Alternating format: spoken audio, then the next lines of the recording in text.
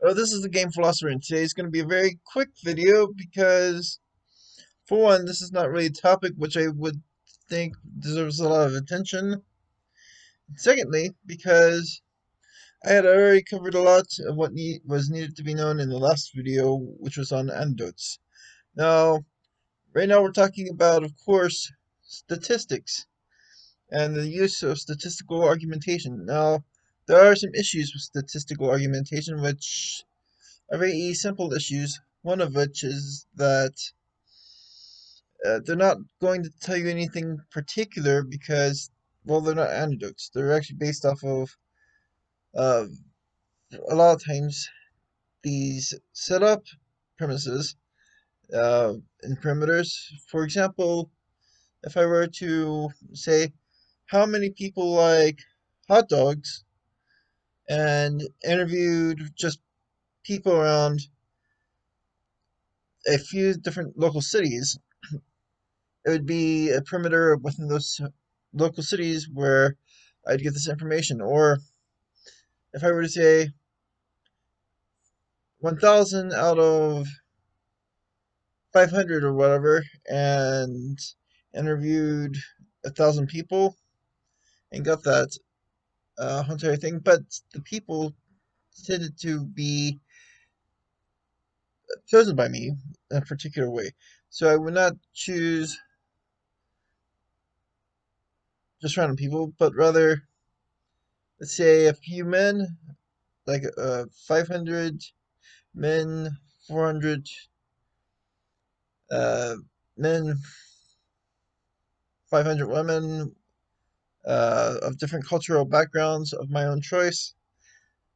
That would be a different result than having a lot of people who are random, or having people of one particular group or culture to answer the question of uh, do people like hot dogs? Now, you also have the fact that statistics has a very terrible habit of ignoring particulars. So, let's say there's a statistics that people with red beards have a,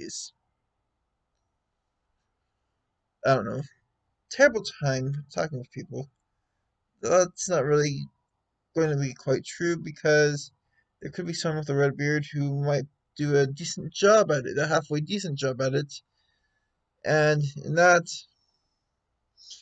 the statistical data is actually undercut by the fact that there's one who may know or may not know.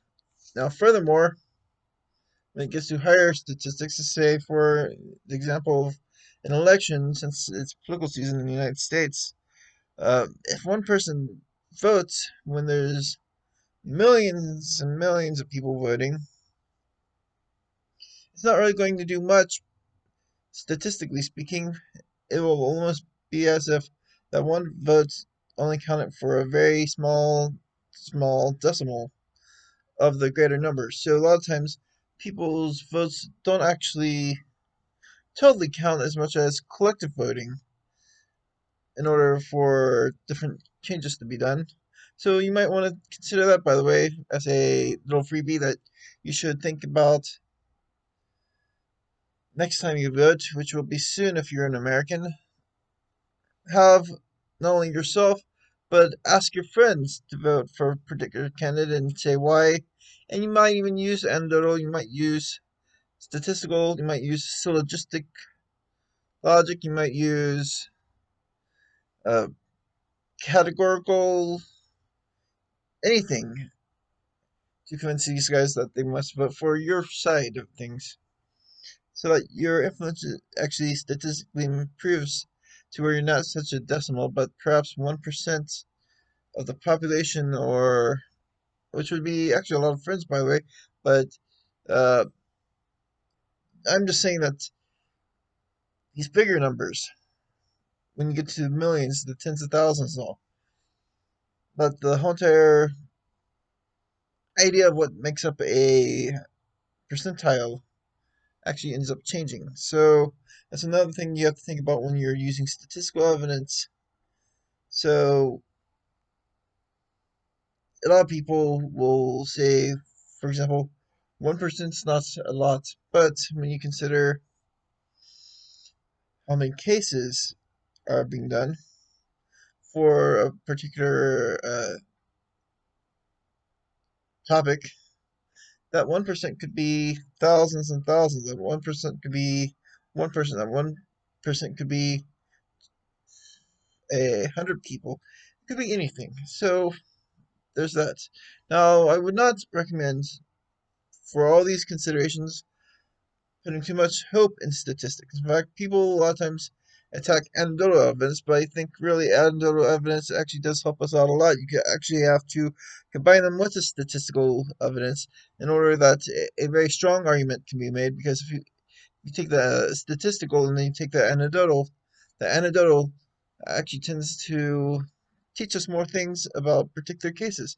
Now, it's true that not all cases will be like this particular case, but at the same time, if we have just one evidence of something, if we have just one evidence, we can see the praxis as it's revealed.